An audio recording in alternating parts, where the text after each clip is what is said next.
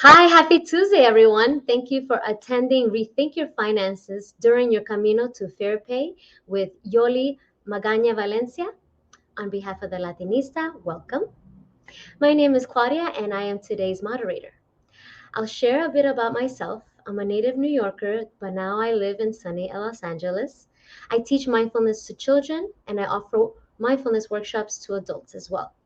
I also have a podcast on mindfulness called Presently Aquí with Claudia, which is available on iTunes and Spotify. You can check out my workshops on presentlyaki.com. For those of you that aren't familiar with the Latinista, we are a national network of Latinas and women of color invested in career and leadership development led by the beautiful Jai Vargas. And now today's guest, which is Yoly Magaña-Valencia, is currently a senior associate in workplace strategy consulting at JLL. And JLL is a global real estate and investment management firm headquartered in Chicago. She currently serves as an engagement officer for Casa Central's Emerging Leaders Auxiliary Board. She is on a mission to change the narrative among Latinas and wealth. She is the founder of Latinas Who Trade, and Latinas Who Trade was created to provide education and resources to Latinas in our community who are interested in learning about investing and trading. And fun fact, she's also a certified yoga teacher, which for me, I was like, what? As a mindfulness teacher, I was like, oh my God. So let's welcome Yoly onto the screen. Hi, Yoly. Hi, Claudia. How are you? I am Welcome. good. Thank you for that warm introduction. Of course, of course. I guess we'll Thank have to we'll have to mm, hold another session on mindfulness and yoga. yes. Oh my God, that would be amazing. I would love that. So I'm gonna let you take it away, and if you need me, I'll be on the side. And anyone who is here joining us, please enter your questions on the chat for the end, and we'll take all your questions. Yoli will be more than happy to answer them. All right. So take it away, Yoli.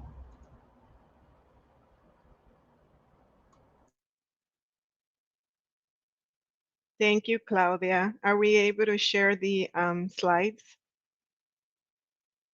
Yes, just give me 1 second as I clickety clack away into my computer to get you going.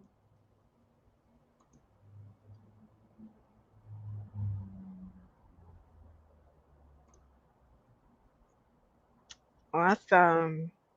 Well, welcome everyone. And once again, join me in thanking Claudia for that warm introduction. And also, we are so happy to have her be a part of the Latinista team. We are both very passionate on the work that the Latinista does in our community across the US. Very important for us. I think we all so long wanted a community where like-minded Latinas can share and collaborate together, and just love that the Latinista is accomplishing this. So before we continue on, I'd like to share that this is not investment advice. This is about helping you rethink your finances in an effort to position you in a good place where you feel empowered to invest and to build wealth. Through my foundation, Latinas Who Trade, I often have individuals that reach out to me about wanting to learn how to trade, but there's a process to be able to get to that point. So that's kind of what we want to cover here. I want to help you to get to a point where you're comfortable enough with your finances to start investing. Can we go on to the next page, please? Now, did you know that more than half of US familias have some investment in the stock market? However, Latinos are the demographic with the least investments in the stock market. In addition, Latina Equal Pay Day, the day when Latina pay catches up to that of white non-Hispanic men from the previous year, this year marks October 21st, which is tomorrow. More than 50 years after the passage of the Equal Pay Act of 1963, Latinas typically earn 50 cents for every dollar earned by white non-Hispanic men and must work nearly 23 months to earn what white men earn in 12 months. Given that this is the last Equal Pay Day observance of the year, Latinas must typically work longer than everyone. This disparity hurts not only Latinas, but also the families and communities we support. And in my book, this is unacceptable. In addition to the wage gap among women and especially Latinas, there's also a debt gap. Women are carrying more debt for the exact same things that men do. The good news is women are less likely to default. There's also a gender investing gap that reveals a serious divide in the investment habits. This is due to women earning less money, so we approach our finances differently. While we want to ensure you are getting paid the full dollar, it is important we understand that if we can't manage $100, we won't be able to manage $1,000. Seeing my community thrive is at the forefront of all the work that we do within the financial literacy space and within Latinas Who Trade. Next slide, please. So, number one reason people invest, it's to grow our wealth. So we're going to talk about how we can, the little things that we can do to change and begin growing our wealth. Next slide. So what does success look like, right? In our society today, we are taught to measure success by our salary and our job title, when in reality, your success should really look like your physical health, mental health, your job title and your salary, your free time, and loving what you do are all part of the picture of what success should look like. You will quickly realize that reaching for success will never come. Many of us will spend our careers chasing something like titles, money, social status. And even though we continue to achieve that next step or that next goal, we're not going to feel successful. We are creating goals for ourselves.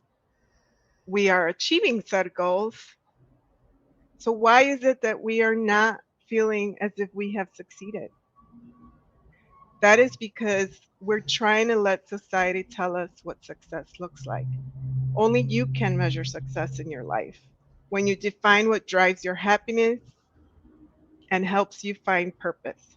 Success is something you have to define for yourself. Next slide, please. Society has taught us that the more money we make, the bigger title that we accomplish means the more stuff, the bigger the stuff. And that's the mindset that we need to work on. This is where we need to start rethinking about our finances and where our money is going. Next slide. So feel free to drop in the chat. We'd love to see your responses. This is just a small activity that I'd like for you guys to engage in.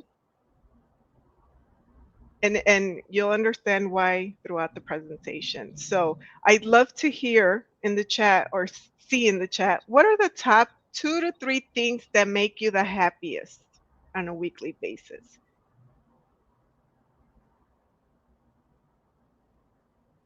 Spending time with husband. For me,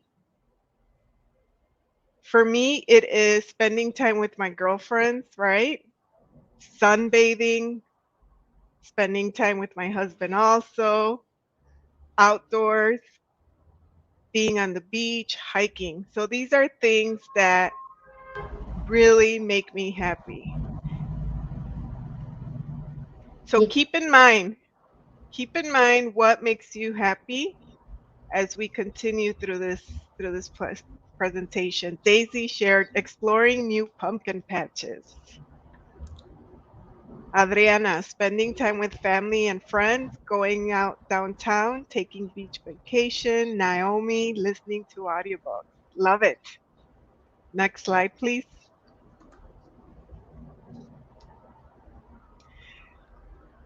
So, what is it that we think dinero buys? We think it buys homes, cars, education, stuff, experiences, but in reality, these items are short lived.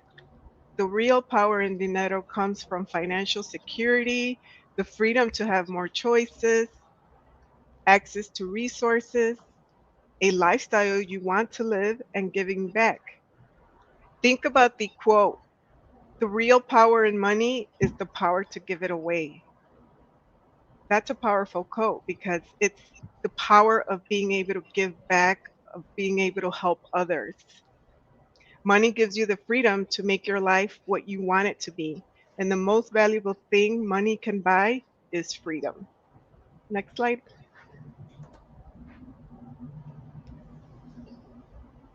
Wealth equals health. And to obtain it, you must know your annual expenditure, have a budget, have a plan, feel confident in your investment decisions, know what you'll owe or get back on taxes, make use of tax advantage accounts. We as a society are not set up to know these crucial skills. It's not your fault, and don't be hard on yourself for not knowing these things. Please, I'd love to see if you can drop it in the chat. Who within the, elementary and high school received financial literacy, right? It is like so important. Everything we do is around money, yet we're not taught this in school. Building wealth and income among people who have long lacked opportunity is essential and possible for improving health equity. Substantial evidence links greater wealth with better health. Studies have documented strong, pervasive links between income and multiple health indicators across the lifespan. Although the relationship between wealth and health has been less frequently studied, a growing body of evidence reveals that greater levels of wealth also predict better health outcomes. Next slide. So, what is financial literacy, right? The power of investing and compounding returns, spending on what matters most while being able to forget the rest. It is the ability to understand and effectively use various financial skills, including personal financial management, budgeting, and investment. Financial literacy is the foundation of our relationship with money, and it is a lifelong journey of learning. So, in the chat, feel free to drop it. How many of you fully understand how compounding works? Next slide.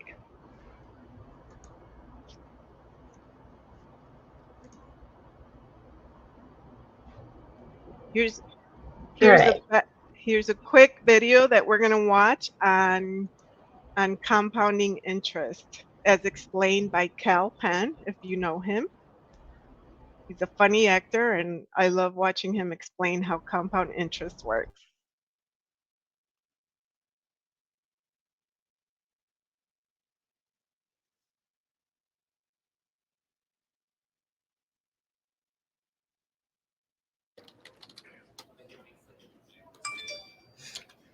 Payday, baby.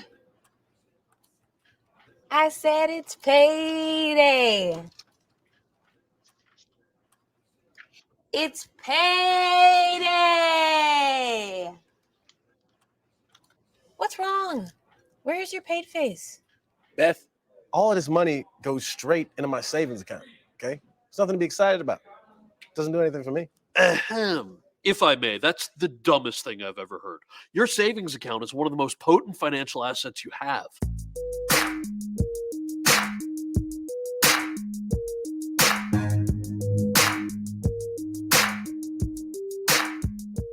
Compound interest. Those were the words my dad said to me the day I received a little red book that was supposed to represent my savings account. But other than something grown-ups say, what the heck is it? Well, what if I told you that you could either have $1 million right now or start with a penny and have your money double every day for 30 days? You might have heard this brain teaser back in school, but if you didn't, the correct answer without a doubt is the doubling penny.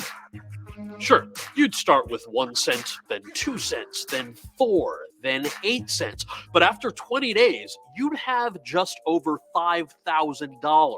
5 days after that, you'd have $167,000. And by day 30, you'd be sitting on $5.3 million.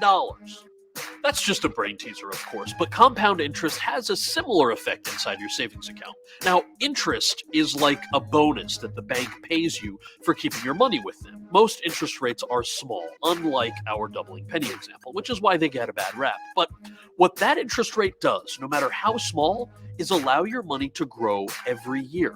So each year that interest rate gets applied to a larger and larger number. Some people call this snowballing. Compound interest is a bedrock principle of disciplined long-term saving. Some people even call it the eighth wonder of the world, much to the offense of Andre the Giant fans. But in order to get the financial magic working in your favor, you need two very important things. First, you need time for the strategy to work. That means starting early with your first job and having the patience to let the math take over. Second, you need to be committed to saving. Look, you aren't going to turn $10 into $1 million on interest alone, at least not in your lifetime.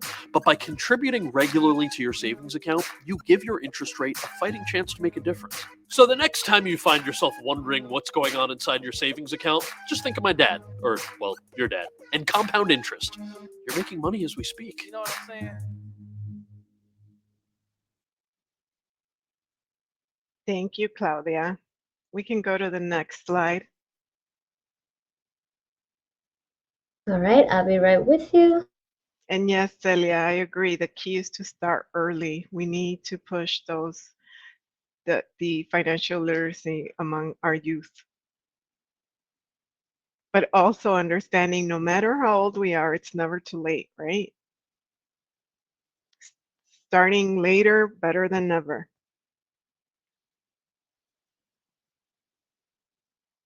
So the power of compounding returns. I wanted to share this chart, right? In the first compounding period, the that interest is small. So it feels like we're contributing more, but we're not gaining anything. But over time, it's always, right? When you're investing, when you're trying to save, the key is long term, right? When I'm talking to individuals, to clients, I can't emphasize that enough. It's not investing, compounding will not give you a great return if you're thinking short term. The power of compound interest shows us how we can really put our money to work and watch it grow. When you earn interest on savings, that interest then earns interest on itself. And this amount is compounded monthly. The higher the interest, the more your money grows. Now, let's talk about credit cards. In the same way this can work for you in a positive manner, this also can work against you. Think about credit card debt and the high interest rates. The high interest rates that credit cards charge you.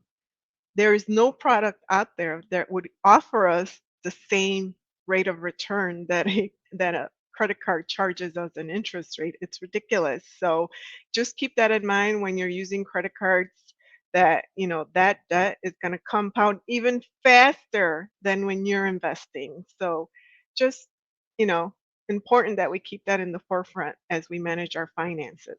Next slide. So I want to give a tangible example here.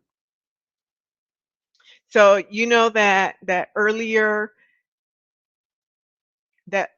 activity, what are some of the things that make you happy? For the most part, I'm sure that everything that we shared that made us happy doesn't cost money. There are things out there that you are already engaging in that make you happy that are not costing you any money. So I challenge you to, when you walk away from this session, try to save $25 a week, which means you would save $100 a month. Now, saving $100 a month, what are your options here, right? Checking account and even savings account, what are they paying today? Not much, right?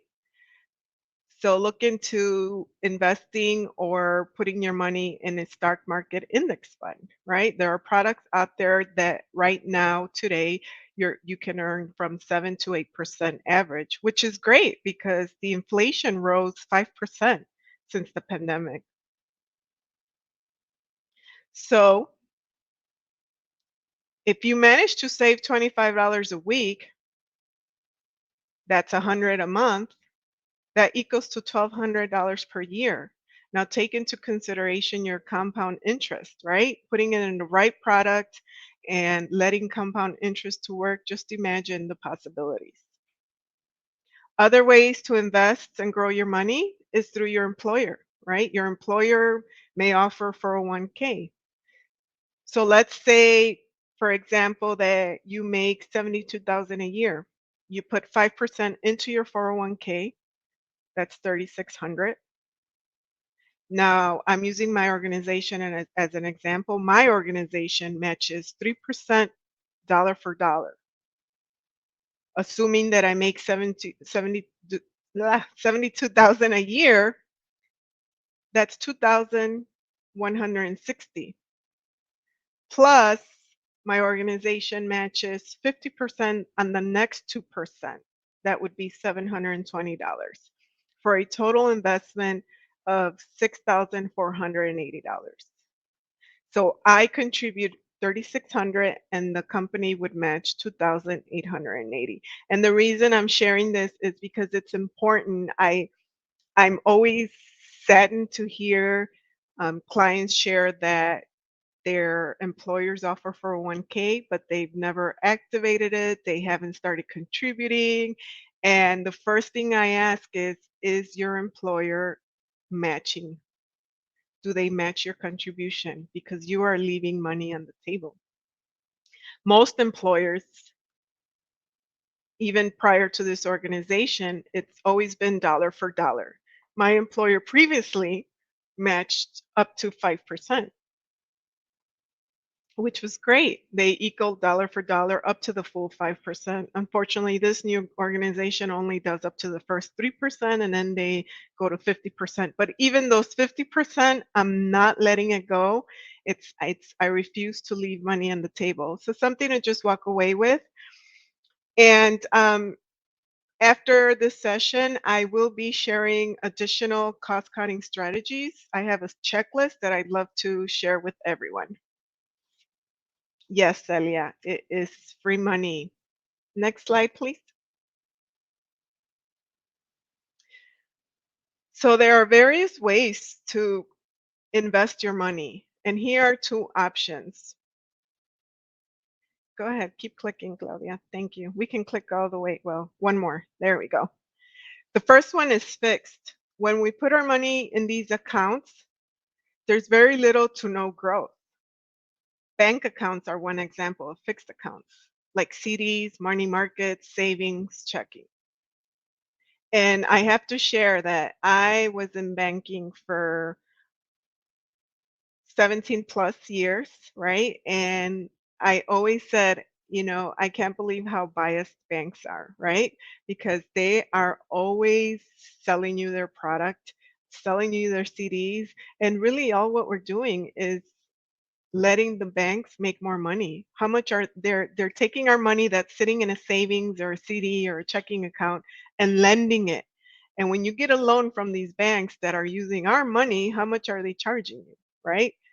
They're not charging you the amount that we're earning on it, which is the 0.01% that we have today. So very unfortunate. The second one we have here is indexed. It is based on the performance of the stock market, but it's not in the stock market. When the market goes up, it gets locked in. So when the market goes down, there's no loss. So if you can see the green lines, it's like a staircase. If the market is dropping, then we're locked in at the last step up that we took. And this was something that I wasn't very familiar with. So definitely something we wanted to raise more awareness on, which I feel in our community, it's very unheard of. Next slide.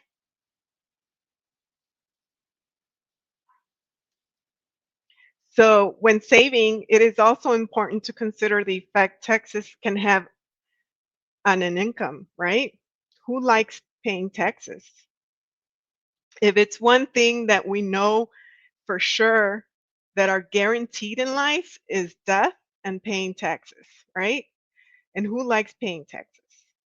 We get taxed when we get paid, which is our income tax. We get taxed when we go shopping, which is our sales tax. We get taxed when we buy a house, property tax. We get taxed when we die, the death tax. We even get taxed when we save. So here are the three ways we get taxed when we save money. The first here is taxable, right? Here we get taxed every year. For example, when we save in banks, what types of accounts do we open? CDs, money markets, savings, checking accounts. Clients get a letter at the end of the year and they have to report on the interest they have made year after year. Next bucket is the tax deferred. Tax later or tax deferred accounts are, for example, 401ks, 403bs, or 457 plans. Teachers and police officers have different IRS codes. Just keep in mind. Also, traditional IRAs are examples of something that are taxed later. Here you grow your money throughout the years you're working without paying taxes. You'll get taxed on the growth when you pull the money out at retirement. So a perfect example for the tax deferred is, let's say you are a farmer, you purchase seeds for 25 cents and you work hard on your farm, you plant your seeds, you work the farm, you water them, you nurture them, and then at the end of the season, you harvest your crop, which is an abundance of whatever crop you'd like or fruit. Now you're getting IRS is going to come and tax you on the abundance that you have built, right? You maybe it was a crop of strawberries and a pint of strawberries, you're selling it for $5 each, and think about how many pints of strawberries you're able to sell off and you're going to make money. The IRS is not coming for you to tax you on the 25 cents you spent, right? They're coming to tax you on, oh, you already worked your money, you accomplished all this, and you're making this much money now. This is where we want our share.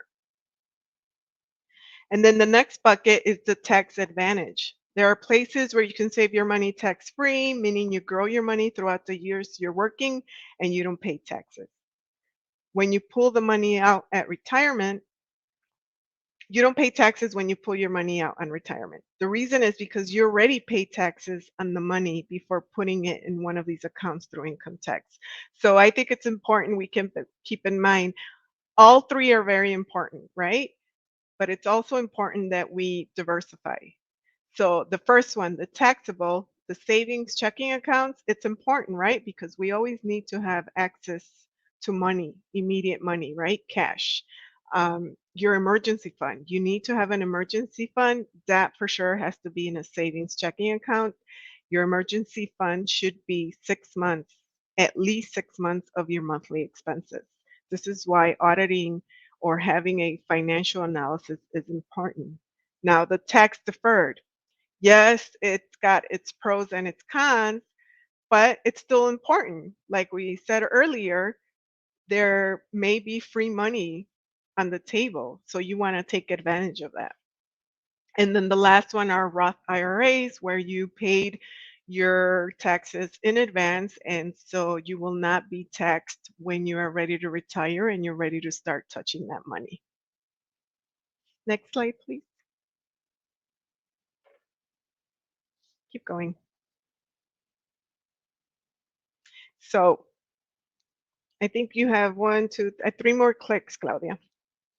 So one of the things that we really like to talk to our clients about, and just for you to keep in mind when you're working on your finance, is see it as your financial house. Having your financial house in order creates peace of mind, and and this will lead to financial independence. So the first thing, I know we don't like to talk about it, is life insurance. Life insurance is not what it used to be, especially in our communities. We talk about life insurance. I have clients that we've talked about different products, and the minute they hear life insurance, the first response is like, "Oh, no, no, no, no, I don't want life insurance. Luego me matan." There's this stigma around life insurance, but life insurance does not work that way anymore. And, you know, what life insurance really does at the end of the day is protecting what you worked so hard for, right? You want to protect everything that if something were to happen to you, your family, your dependents, your assets are protected. And that's what life insurance does. In addition, life insurance does not just work because you die or you pass you're no longer here. Life insurance also has long-term benefits, living benefits. If you become ill and can no longer support your family, this is where life insurance kicks in. I think the problem with life insurance and the stigma that exists around it is that there's lack of knowledge on how it really works and the different products that exist. Claudia, can you click one more time? So after you set the foundation with life insurance and protecting everything you have, protecting your life, knowing very well that if something were to happen to you, what that your family and your dependents will be taken care of, the next step is managing and eliminating debt, right? Keeping into consideration the compound interest and how it works, you know, tr- one of the main things is manage and eliminate debt. Now, that would be one of your goals. I never say you have to completely eliminate your debt before you can start investing, before you can start trading. Absolutely not. But it should definitely be one of your goals in the forefront of your financial plan. Third is having an emergency fund. I think with this pandemic, it has really taught us that anything can happen, right? When we least expect it. So having I we usually say 3 to 6 months. I like to be more aggressive and say, you know what, we should target 6 to a year of an emergency fund based on your expenses. And then lastly is definitely, getting into aggressive investing, planning for your retirement, and college savings. And, we have a saying now, when can you retire? It's not an age anymore, it's a dollar amount. When do you want to retire depends on the money that you have, right? Not really the age. We know individuals that are way past the retirement age that are still working. So it's something to keep in mind. Next slide. So in summary, and then we're gonna allow for more questions if anybody wants to start dropping them on the chat.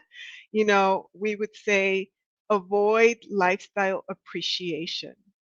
Don't increase your costs just because you make more, right? Second is you need a budget. A budget is your friend. It allows you to give every dollar earned a job. Every single dollar that comes into your pocket should have a job, should have an assignment. And do it yourself investing, you do not need to pay someone to handle your money. And so hopefully in the future we can go more in depth on how to begin investing and getting into trading. But, you know, first we need to rethink our finances and make sure that we are on the right path to get to that. And And fourth, I would say be patient. It's never too late to learn. Lastly, I'd like to say to take advantage of the benefits offered by your employer. 401k allows for pre-tax, after-tax on Roths, and allow catch-up contributions. So if today or you realize I could have been contributing more, they allow for catch-up contributions. So check with your HR benefits representative. Another great reference that I like to visit when I have questions is www.401k.com. It is powered by Fidelity and it offers great resources. Additional benefits to take into consideration is the health savings account or an HSA. Does your employer make contributions? My employer contributes to it so long as I'm contribute to it as well. They do, I believe, a lump sum of $600 quarterly. An HSA is like no other savings account. The money goes in on a pre-tax basis through payroll contributions, grows income tax free, and comes out income tax free when you use it for qualified medical expenses. Plus, you can carry over unused available funds from year to year, and the account is yours to keep even if you change jobs, change health plans, or retire. And you can also now use these funds to invest. So when you're ready and you realize you have too many funds that you probably won't need for medical expenses, you can always transfer to an investment account and begin your investments that way. There's also the FSA, the flexible spending account. Up to a certain amount of contributions are allowed for tax savings on childcare and on healthcare.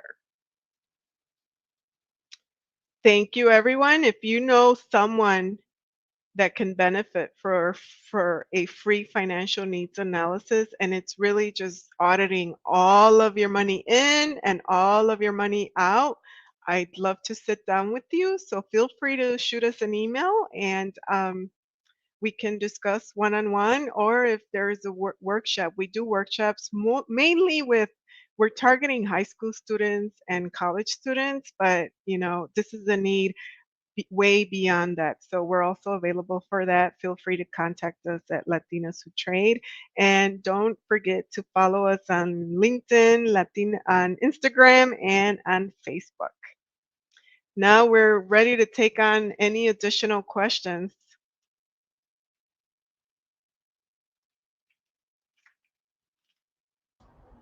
Yoly, that was so great.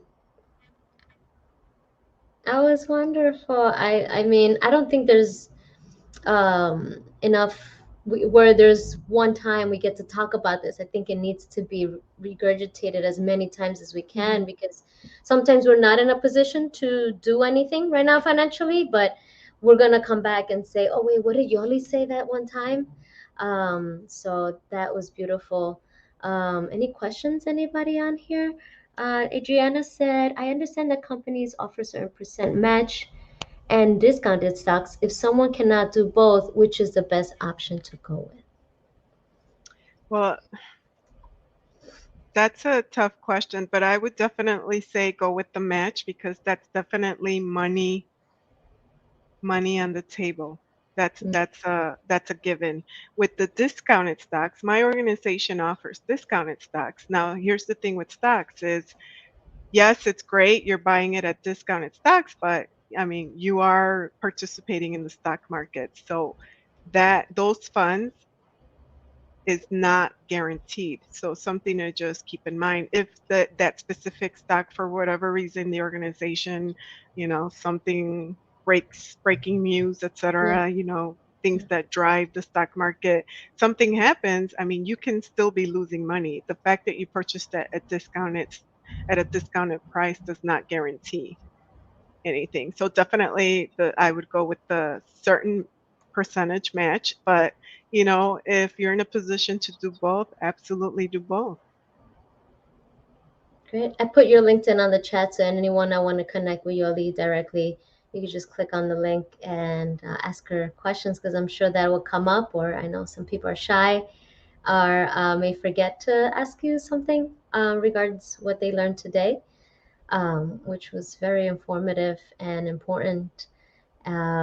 So, how would you, my question would be, like, as you're trying to save and become debt free, what is the balance between the two? I would say taking into consideration compounding interest. There's individuals, clients that I've met with that have thousands of dollars sitting in their bank, and then they have debt. And my first question is, why haven't you paid it off? But it's a mindset thing. It's like, well, I want to make sure I have this amount of money. And so one of my recommendations is, well, how much are you paying monthly to try to pay off this high interest rate debt? And usually it's, somewhere between 500 and like 800 has been the average. It's like, okay, so take the money that you have, you have 40,000 sitting in your checking account, Right. and I get it that you want to be able to have the cash readily available, but think about how much it's costing you, the Mhm. high interest rate, and Mhm. sometimes we fail to recognize that. So my recommendation is pay it off. You have the money, Mhm. but start doing that monthly payment to your checking savings, right? But it's going to require willpower, right? Because now it's like nobody's going to come after you if you didn't make that monthly payment to yourself. But you Right. really have to find it in yourself to realize, it's for the best interest of our future. Right, right. Oh, we have a question from Adriana. In a time where we have a great recession, if someone leaves their company, how should they handle their company's 401 or stocks? Will the company's match be taken away? That's a good question. So most organizations, I believe you have to be with the organization. Oh, Oh, if she's you the resign. the Great Okay. Resignation. That's I where was we like, are. wow, she's already thinking ahead. Like she must know something we don't know. A great recession. Yikes. the, the Great Resignation, where we're in the middle of. So it's a even better question. Yeah. I love that you would consider a resignation great. Love that. Um, so I would say if you're resigning, you have to be vested, right? And most organizations require you to be there with the organization for at least 3 years, 3 to 5 years. The last few organizations I've seen is 3 years for you to be considered vested.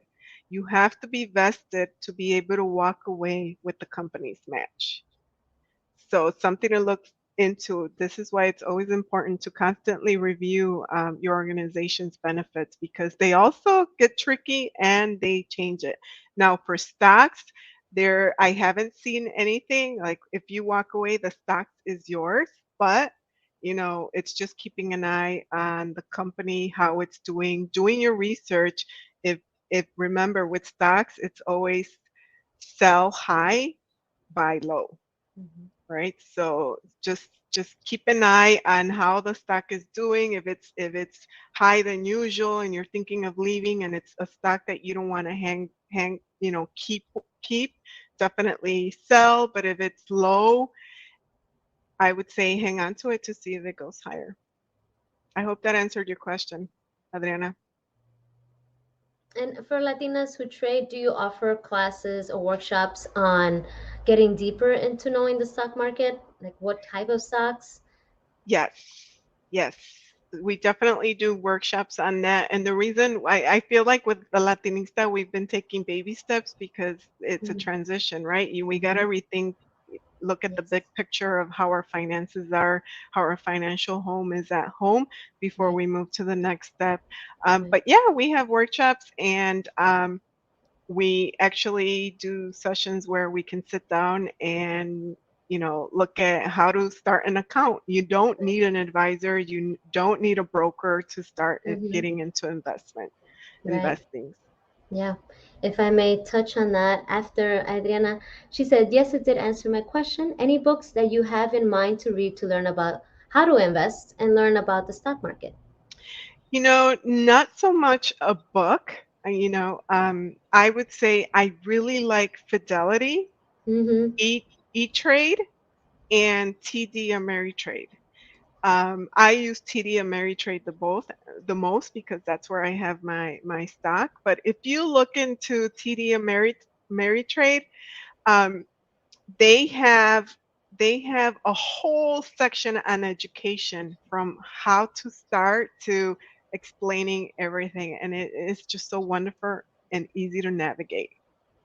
Daisy, let's see. Naomi said, Yoli, you are part of the fire movement.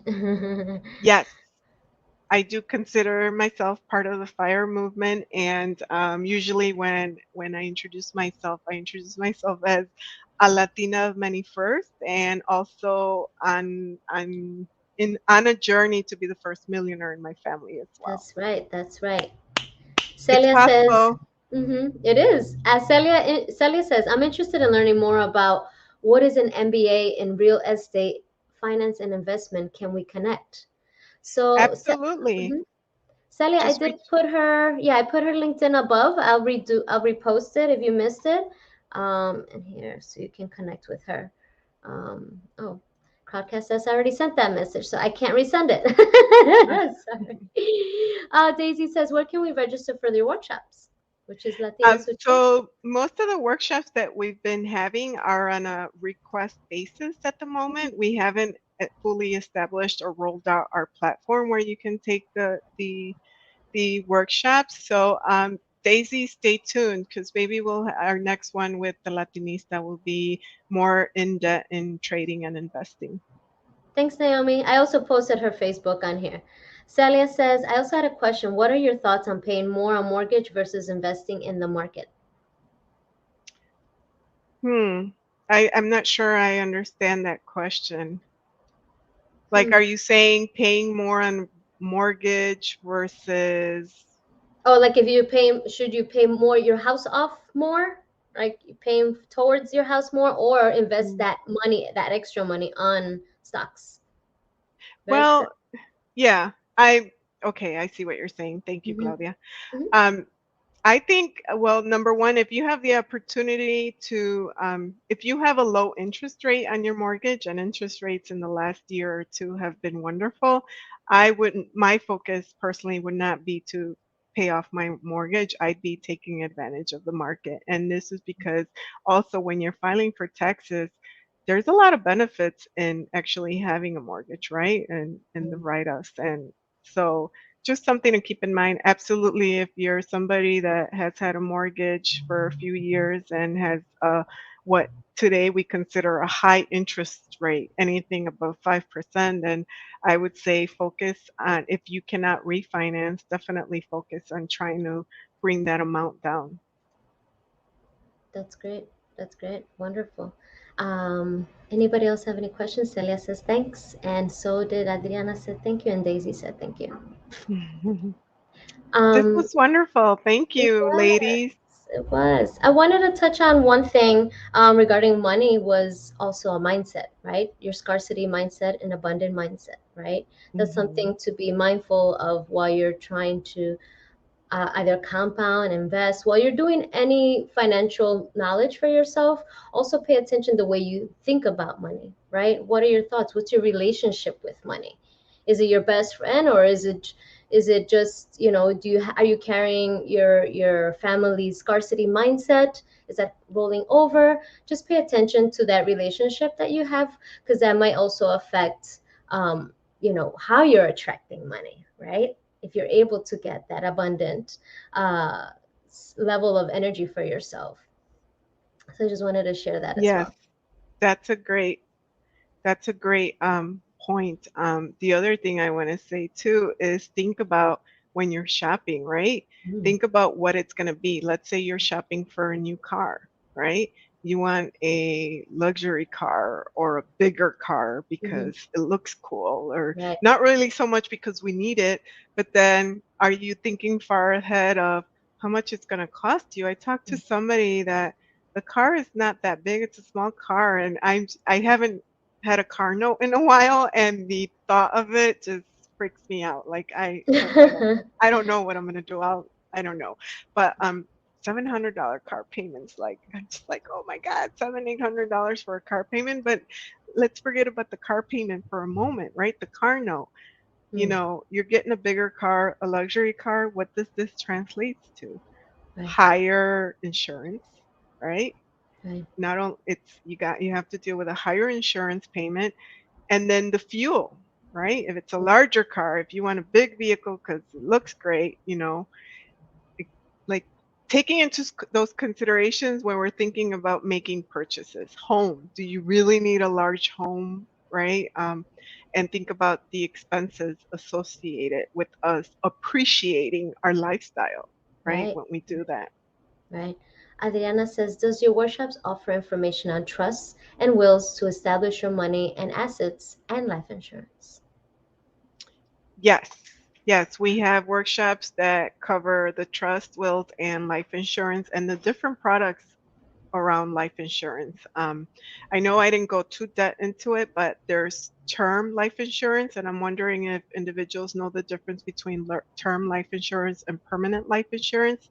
And I'll just do a quick summary of it. So, term life insurance is like renting a home, right?